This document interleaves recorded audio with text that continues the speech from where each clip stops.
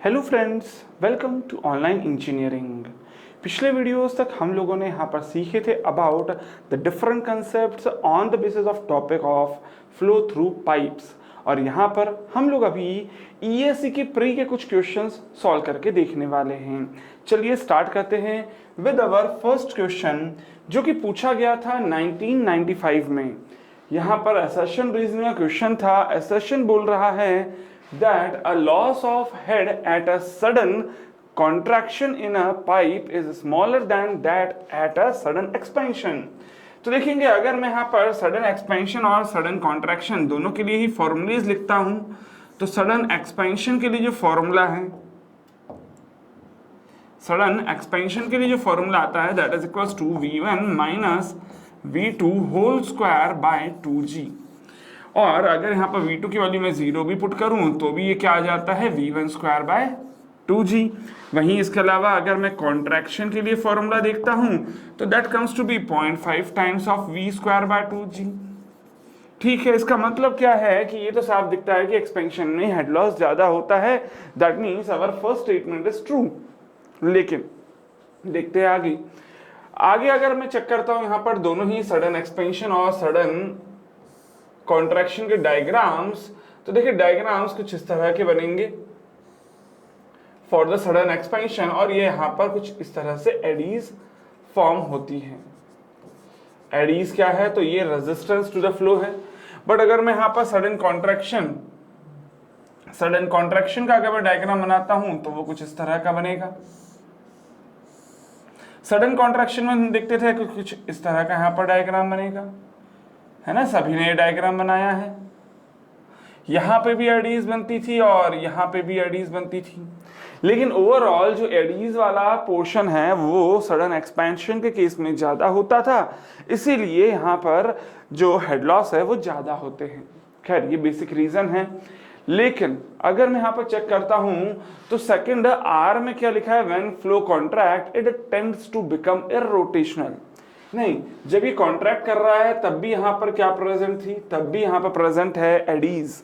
और अगर Aedes present है तो वो फ्लो इररोटेशनल नहीं होगा बल्कि रोटेशनल बन जाएगा। So we can here say that A is true but R is false. That means option number C पे आप टिक कर देंगे। खैर, चलिए अभी यहां पर नेक्स्ट क्वेश्चन देखते हैं।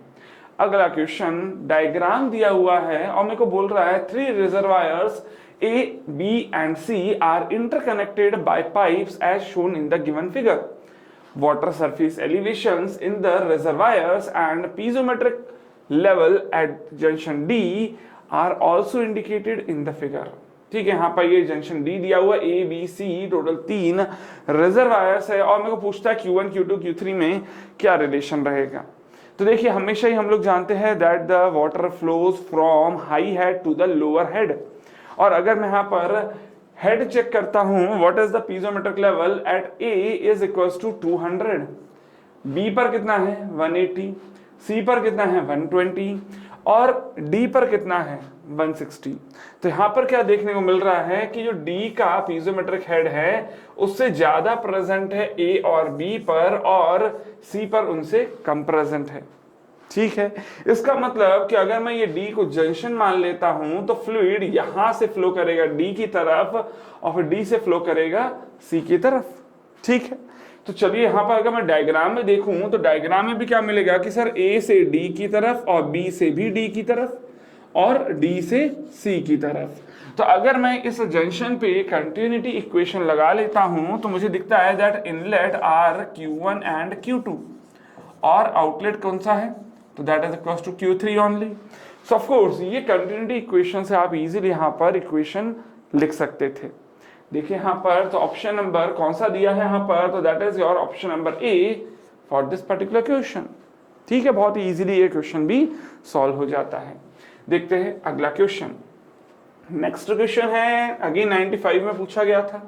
The following parameters relate to flow in penstock, और नीचे यहां पर 4 पैरामीटर्स दिए हैं और आगे बोल रहा है pressure rise due to water in a penstock depends upon वो यहाँ पर प्रेशर राइज कौन कौन से फैक्टर्स पर डिपेंड करता है ये पूछ रहा है।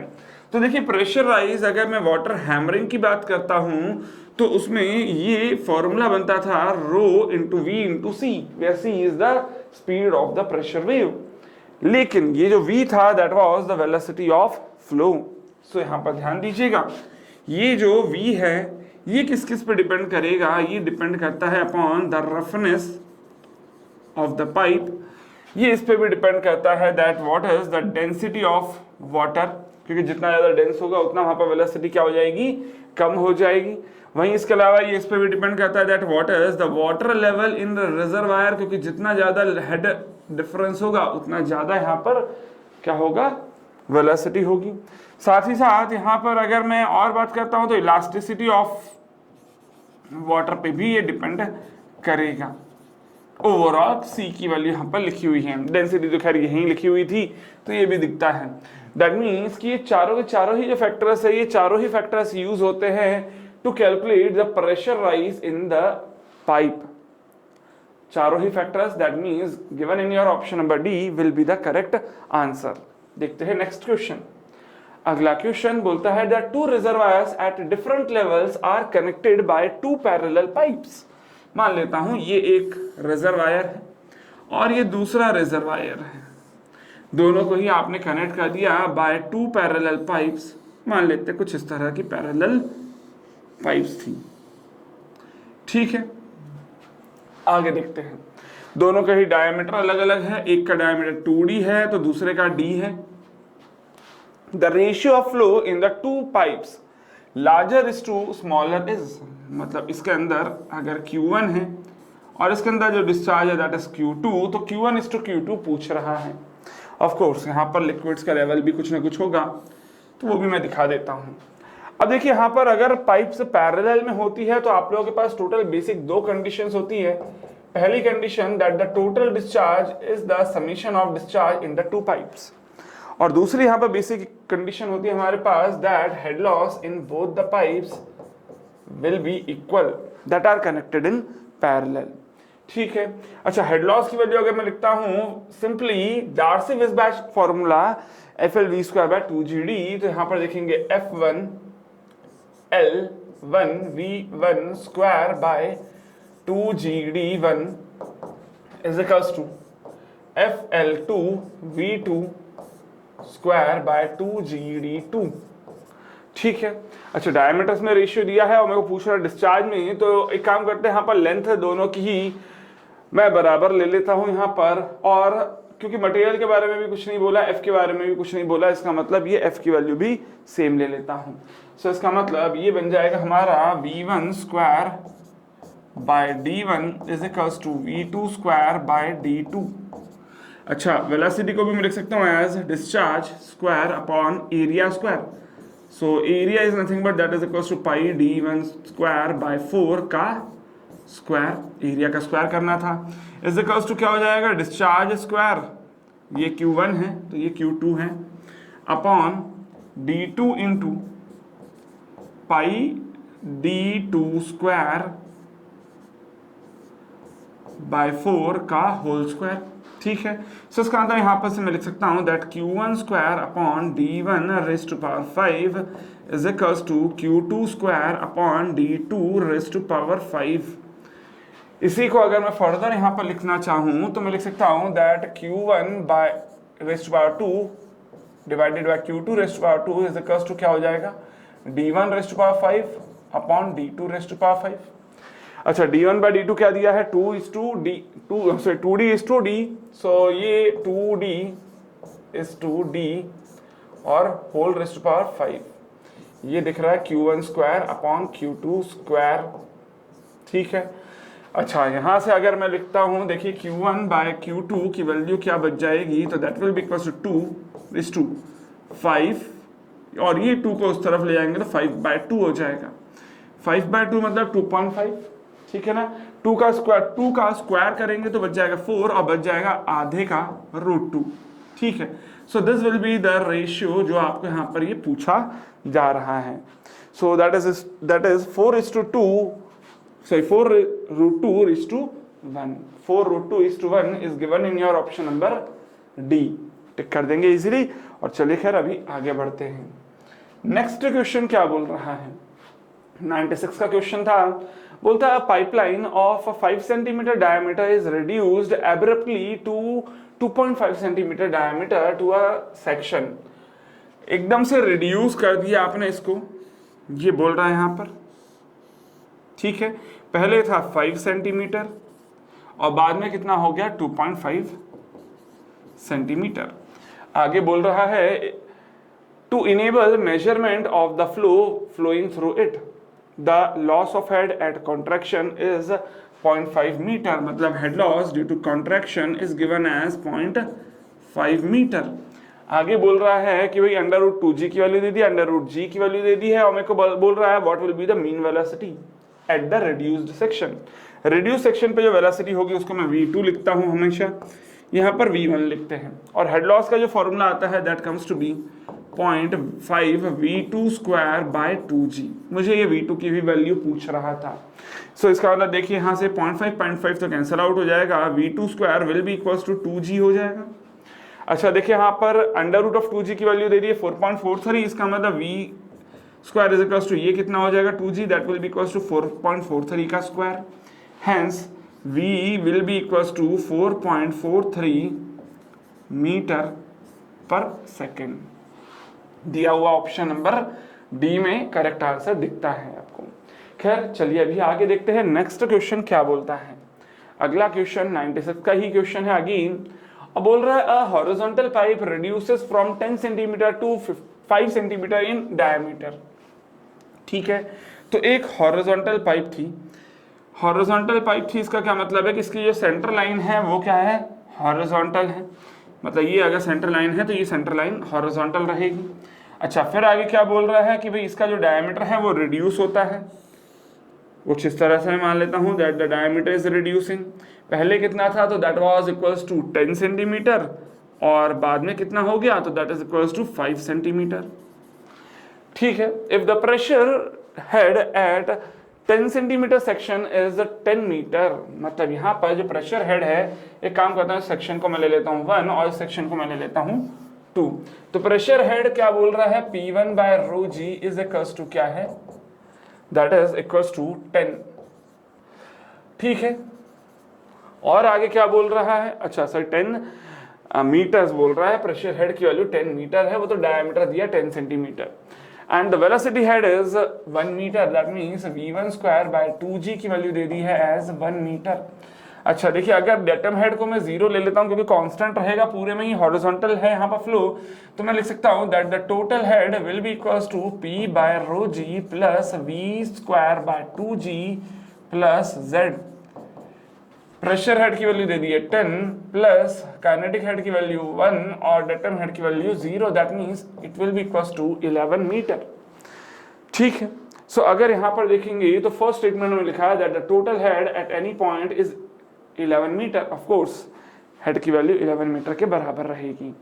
आगे देखते हैं यहाँ पर सेकंड स्टेटमेंट में बोल रहा है that pressure head eight 5 centimetre section is negative. तो पहले 5 सेंटीमीटर सेक्शन पे मेरे को प्रेशर हेड की वैल्यू निकालने के पहले दूसरा दैट इज काइनेटिक हेड भी निकालना पड़ेगा। सो काइनेटिक हेड निकालने के लिए काम करते हैं, यहाँ पर कंटिन्यूटी इक्वेशन यूज कर लेते हैं। ऑफ कोर्स कंटिन्यूटी इक्वेशन अगर मैं यूज करता हूं तो देखिए फर्स्ट सेक्शन पे एरिया कितना होगा pi by 4 0.1 square into v1 is equals to, second section पे एरिया कितना होगा pi by 4 0.05 square into v2, है ना। सो इसका मतलब मैं यहां से लिख सकता हूं that v1 will be equals to कितना हो जाएगा, v1 will be equals to v2 by 4। ठीक है, या फिर v2 इज इक्वल्स टू क्या लिख सकते हैं v1 bye 4, sorry 4 times of v1। ठीक है, एक काम करते हैं टोटल हेड की वैल्यू निकालते हैं, लेकिन उसके पहले kinetic head at v2 square by 2g kinetic head at second section निकाल लेते हैं। So that will be equals to क्या हो जाएगा 4 टाइम्स ऑफ v1 का स्क्वायर बाय 2g। अच्छा it will be equals to 16 times of v1 square by 2g और दिया क्या है that v1 square by 2g is equals to 1 होता है, इसका मतलब v2 स्क्वायर बाय 2g की वैल्यू क्या हो जाएगी 16 आ जाएगी। और साथ ही साथ मुझे ये भी पता है that p2 by rho g plus v2 square by 2g, इन दोनों का समीशन कितना आएगा जितना पहले था दैट इज 11 था। अच्छा यहाँ से अगर मैं देखूंगा तो p2 बाय रो जी की वैल्यू निकालनी है और v2 स्क्वायर बाय 2g की वैल्यू पता है दैट इज 16 और इज इक्वल्स टू है 11। ऑफ कोर्स यहाँ से p2 बाय रो जी की वैल्यू कितनी आ जाएगी -5 और यही यहाँ पर देखने को मिल रहा है that the pressure head eight 5 centimetre section is negative, -5 मतलब नेगेटिव ही है, सो ऑफ कोर्स ये भी यहाँ पर सही हो जाता है। आगे यहाँ पर अगर थर्ड पॉइंट देखते हैं तो थर्ड पॉइंट में क्या बोल रहा है मुझे that discharge varies proportionate to the diameter. बिल्कुल भी ऐसा नहीं होगा, क्योंकि अगर मैं कोई भी सेक्शन चेक करता हूँ यहाँ से भी डिस्चार्ज क्या होगा सेम होगा और इधर से भी डिस्चार्ज क्या होगा सेम होगा और इधर से भी डिस्चार्ज क्या होगा सेम होगा। सो सभी जगह डिस्चार्ज क्यू क्यू क्यू अगर आ रहा है तो ऑफकोर्स प्रोपोर्शनेट की तो बात ही नहीं आती है। सो थर्ड स्टेटमेंट यहाँ पर गलत हो जाता है। अच्छा चौथा स्टेटमेंट भी देख लेते हैं, क्वेश्चन में क्या बोल रहा है that datum head at all sections is constant. Datum head की वैल्यू कांस्टेंट है, बिल्कुल सही बात है, क्योंकि हॉरिजॉन्टल फ्लो है, सेंट्रल लाइन हॉरिजॉन्टल है, इसका मतलब सभी जगह डेटम की वैल्यू क्या है 0 है या फिर सेम है। सो ऑफ कोर्स फोर्थ स्टेटमेंट सही है। कौन कौन से सही दिख रहे हैं यही पूछा गया था, which of the following are correct. So 1, 2 and 4 are correct which is given in your option number A for this question. देखते चलिए अगला क्वेश्चन क्या बोलता है। तो नेक्स्ट क्वेश्चन बोल रहा है यहाँ पर that a penstock is 2000 meter long and velocity of pressure wave is 1000 meter per second. Water hammer pressure head for instantaneous closure of wall at the downstream end of pipe is 60 meter. ठीक है, pressure head की value दे दी, अगर instantaneous closure होता तो कितना होता 60 metre. बोल रहा आगे कि वॉल को आपने 4 सेकेंड में ही बंद कर दिया। तो एक काम करते हैं यहाँ पर क्रिटिकल क्लोजर टाइम कैलकुलेट करते हैं। क्रिटिकल क्लोजर टाइम की वैल्यू क्या थी 2L/c और लेंथ की वैल्यू कितनी दे दी है यहाँ पर देखेंगे 2000 मीटर और c की वैल्यू क्या दे दी है that is equals to 1000 meter पर सेकेंड। सो इसको कैलकुलेट करेंगे तो this will come up to be 4 second. ये तो क्रिटिकल टाइम है, जबकि अभी यहाँ पर फिलहाल जो ऑपरेटिंग टाइम था क्लोजर के लिए वो दिया हुआ as 4 seconds. So that is equals to again 4 seconds। मतलब जो क्रिटिकल टाइम था उतने में ही हम लोगों ने यहाँ पर क्लोज किया है। और अगर ऐसा होगा तो हम लोग ये जानते हैं that if T operating is lesser then और equals to then the critical time then the closure is considered to be immediate closure. तो यहाँ पर जो क्लोजर है उसको कैसा मान लेते हैं हम लोग इमीडिएट मान लेते हैं। और अगर इमीडिएट ही मान रहे हैं तो मेरे को प्रेशर हेड की वैल्यू पूछ रहा है, जबकि ऑलरेडी मेरे को क्या दे दिया 60 मीटर का प्रेशर हेड। अगर इंस्टेंटेनियस क्लोजर होता तो इमीडिएट या इंस्टेंटेनियस क्लोजर होने पर कितना आता है प्रेशर हेड 60 मीटर, वो पहले ही दे दिया था, कोई कैलकुलेशंस करने की जरूरत भी नहीं है और ना ही यहाँ पर कोई डाटा दिया भी था उसके अलावा। सो ऑफ कोर्स आंसर यहाँ पर आप टिक कर देंगे that will be equals to 60 meter, जो कि क्वेश्चन में ही हम लोग को लिखा हुआ दिया था। खैर उसको 60 मीटर को यूज करना है कि नहीं वो इस पर डिपेंड करता है कि ये T0 की वैल्यू TC से ज्यादा है कि कम है। यहाँ पर बराबर है तो भी यहाँ पर क्या कंसीडर करते हैं हम लोग इंस्टेंटेनियस क्लोजर। चलिए खैर अभी आगे देखते हैं नेक्स्ट पार्ट। 97 में पूछा गया था loss of head at a sudden expansion of pipe is larger than at a sudden contraction. बोल रहा है कि ये हेड लॉस एट एक्सपेंशन की वैल्यू कितनी होती है ज्यादा होती है than head loss at contraction. ये बात तो सही है, तो फर्स्ट स्टेटमेंट यहाँ पर ये सही दिया हुआ है। लेकिन देखेंगे सेकंड स्टेटमेंट क्या बोल रहा है। तो सेकंड स्टेटमेंट में मेरे को बोल रहा है that separation of flow occurs eight sudden contraction. बिल्कुल सही बात है, सेपरेशन ऑफ फ्लो ना सिर्फ सडन कॉन्ट्रैक्शन बल्कि सडन एक्सपेंशन में भी होता है। तो सेकंड स्टेटमेंट भी है तो true, but of course R is not the correct reason for A. तो ऑफ कोर्स असर्शन रीजनिंग में क्या टिक करना होता है वो बिल्कुल आप लोग जानते हैं, तो that will be your option number B. ठीक है, ऑप्शंस याद रखने चाहिए आपको असर्शन रीजनिंग के। देखते हैं next question. Again assertion reasoning का क्वेश्चन है और 1998 में पूछा गया था। देखेंगे जरा यहाँ पर तो क्या बोल रहा है, that in the equation HF is equals to FLV square by 2GD लिखा हुआ है for laminar flow through the pipe, the term V is given by, ये इक्वेशन दी है। ध्यान दीजिएगा फ्लो कैसा बोल रहा है, flow is given to be laminar, और लैमिनार अगर फ्लो हो तो आप लोगों को ये पता है that the head loss due to friction is given bye किसके बराबर, P1 minus P2 by rho g, and इसकी वैल्यू किसके बराबर निकाली थी पाइप के केस में, तो that is equals to 32 mu u bar into L by rho g D square. याद है, याद है। अच्छा इसी को अगेन मैं लिखता हूँ यहाँ पर, तो P1 minus P2 by rho जी तो कैंसिल आउट कर देता हूँ, यहाँ पर बच जाएगा 4 times mu u bar into L by R square. ठीक है, यहाँ पर मेरे को एवरेज वेलोसिटी की वैल्यू पूछ रहा है, तो that will be equals to क्या बन जाएगा, P1 minus P2 into R square upon 4 mu into L. यहाँ पर 4 म्यू इंटू एल, अच्छा सॉरी यहाँ पर अगर मैं डी स्क्वायर करता हूँ तो ऑफकोर्स 2 4 से डिवाइड करना चाहिए था, तो ये 4 नहीं बचेगा, ये बचेगा 8, तो यहाँ पर थोड़ी सी गड़बड़ थी, इसको 8 कर लेंगे। ऑफकोर्स अगर वो 8 होगा तो यहाँ पर भी डिनोमिनेटर में 8 आ जाएगा, which is actually given in this particular statement. तो ऑफकोर्स हमारा फर्स्ट स्टेटमेंट एसर्शन तो ट्रू हो जाता है। आगे क्या बोल रहा है रीजन में, बोल रहा है that friction factor in the above equation equal 64 by RE। ये जो FLV स्क्वायर बाय 2GD है, इसमें जो F की वैल्यू है, F की वैल्यू हम लोग कितनी पुट करते हैं, 64 बाय RE पुट करते हैं। बिल्कुल सही बात है, क्योंकि ये है आपका फ्रिक्शन फैक्टर, तो 64 बाय RE होता है। लेकिन अगर मान लीजिए यही आपका कोएफिशिएंट ऑफ फ्रिक्शन होता तो 16 बाय RE होता आपका आंसर।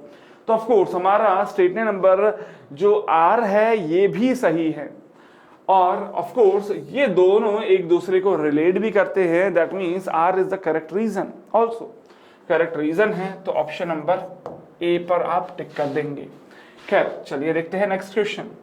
अगला क्वेश्चन क्या है, तो बोल रहा है that the loss of head at various pipe fittings is given bye expression K into V square by 2G if values of K were 0.4, 0.9, 1.5 and 2.2, then these would correspond respectively to। मेरे को यहाँ पर ये बोल रहा है कि ये जो K की वैल्यूज हमने दी है ये किस किस के लिए होगी, रेस्पेक्टिवली वैल्यू दे दी है। तो यहाँ पर क्या करना है, देखिए आप लोगों को अगर मैं यहाँ पर बात करता हूँ फिटिंग्स की, तो हर फिटिंग के लिए कुछ ना कुछ हेड लॉस जरूर होता था, लेकिन हर फिटिंग के लिए जो हेड लॉस है वो V स्क्वायर बाय 2G के डायरेक्टली प्रोपोर्शनल माना जाता है, लेकिन एक कांस्टेंट K हम लोग यहाँ पर अगर इंट्रोड्यूस करेंगे तो K की वैल्यूज अलग अलग होती हैं।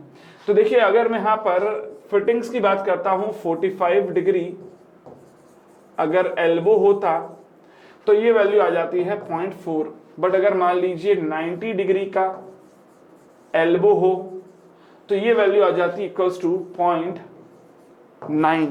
वहीं अगर मान लीजिए पंप का फुट वॉल है, पंप का अगर फुट वॉल है तो ये वैल्यू आ जाती है इक्वल्स टू 1.5। अगर क्लोज रिटर्न वॉल है, क्लोज रिटर्न वॉल, तो इसकी वैल्यू हो जाती है इक्वल्स टू 2.2। बट अगर मान लीजिए गेट वॉल है, गेट वॉल है अगर, तो इसकी वैल्यू हो जाती है इक्वल्स टू 0.2। बट अगर मान लीजिए ग्लोब वॉल है, तो ग्लोब वॉल के लिए ये वैल्यू हो जाती है इक्वल्स टू 10। सो देखिए ये स्टैंडर्ड वैल्यूज है, मैंने एक टेबल है जिस टेबल से डायरेक्टली वैल्यूज आप लोगों को बताई है, स्टैंडर्ड वैल्यूज है। हो सकता है कभी इस तरह से क्वेश्चन के फॉर्म में आपको पूछ लिया जाए, आप लोग एटलीस्ट ये स्टैंडर्ड वैल्यूज याद रखनी पड़ेगी। खैर चलिए ये तो खैर क्वेश्चन बन जाएगा यहाँ पर इजीली, सभी की वैल्यूज आपको मैच करनी थी, और मैच करने पे आपको जो यहाँ पर आंसर मिलेगा तो that will be your option number B. ठीक है, खैर चलिए अभी हम लोग यहाँ पर आगे बढ़ते हैं। नेक्स्ट क्वेश्चन क्या बोलता है, 98 का क्वेश्चन है, और बोल रहा है अ pipe network consist of a pipe of 60 centimetre diameter and branches out at a point T into two branches, one of 30 centimeter diameter and other of 45 centimeter diameter. बोलता है these pipes rejoin at a point B. The velocity in the first branch is 1.5 metre पर second. मैं मान लेता हूं दो pipes दी थी यहां पर, तो ये दोनों ही पाइप्स में से एक 45 सेंटीमीटर की है और उसके अंदर वेलोसिटी कितनी है 1.5 मीटर पर सेकेंड. अच्छा, दूसरे के अंदर वेलोसिटी पूछ रहा है, लेकिन इसके लिए यहाँ पर मेरे को डायमीटर दे दिया है एज 30 सेंटीमीटर. ठीक है, देखिए दोनों ही पैरेलल पाइप्स अगर है तो ये मैं जानता हूं हेड लॉस की वैल्यूज क्या होंगी, बराबर होंगी. तो head loss due to friction in first should be equal to head loss due to friction in two. और मैं दोनों अगर इक्वेट करता हूं तो FL1V1 square by 2GD1 is equals to F2L2V2 square by 2GD2. ये रिलेशन मिल जाता है. और इस रिलेशन में अगर मैं यहाँ पर चेक करूँ F की वैल्यू L की वैल्यूज दोनों ही सेम है, 2G तो कैंसिल आउट कर देंगे, कांस्टेंट है. तो मैं लिख सकता हूँ that V1 square by V2 square is equals to D1 by D2. अच्छा, D1 की वैल्यू कितनी है तो दैट इज इक्वल्स टू 45 और D2 की वैल्यू कितनी है तो दैट इज इक्वल्स टू 30. सो देखिए अगर मेरे को V1 की वैल्यू दे दी है equals to 1.5 square by V2 square is equals to क्या हो जाएगा 3/2. सो ऑफ कोर्स यहां से आप लोग इजीली V2 की वैल्यू भी निकाल लेंगे and the value of V2 will come up to be, V2 की वैल्यू आ जाती है इक्वल्स टू 1.23 मीटर पर सेकेंड. सो क्वेश्चन तो खैर इजी है, लेकिन देखेंगे जरा आप जरा ऑप्शन में क्या क्या दिया है. Velocity in the branch second branch is 1.0. Of course ये गलत है. सेकंड स्टेटमेंट क्या बोल रहा है, the velocity in the second branch is 2.25. ये भी गलत हो गया है. थर्ड क्या बोल रहा है, that velocity in the second branch is 2/3. नहीं, 1.23 है. चौथा स्टेटमेंट क्या बोल रहा है, that potential drop between T and B, मतलब जो दो पॉइंट्स है स्टार्टिंग और एंड वाले, इन पे दोनों ही जगह पोटेंशियल ड्रॉप की वैल्यू सेम होगी इन both the branches. Of course ये बात सही है, इसी के थ्रू हम लोगों ने यहाँ पर ये इक्वेशन भी लिखी थी. सो of course D will be the only correct answer. और यहाँ पर ऑफ कोर्स मेरे को कोई मल्टीपल चॉइस नहीं था यहाँ पर. देखते हैं खैर नेक्स्ट क्वेश्चन. अगला क्वेश्चन देखते हैं, 98 में पूछा गया था. बोलता है which of the following statements are true in relation to water hammer phenomena. Water hammer में क्या होता है, आप लोग सभी जानते हो कि प्रेशर की वैल्यू इंक्रीज होती है ना. प्रेशर की वैल्यू इंक्रीज हो रही है तो ऑफ कोर्स यहाँ पर कोई कैविटेशन नहीं होगा, क्योंकि कैविटेशन अगर होने की बात कर रहा है तो वो होता है कहाँ, जहां प्रेशर की वैल्यू डिक्रीज करती है. तो ऑफ कोर्स यहाँ पर देखेंगे तो कैविटेशन या कोरोजन या इरोजन होने की बातें कर रहा है फर्स्ट में, तो ये तो गलत है. सिमिलरली कैविटेशन की बातें कर रहा है थर्ड में, तो थर्ड भी गलत हो गया है.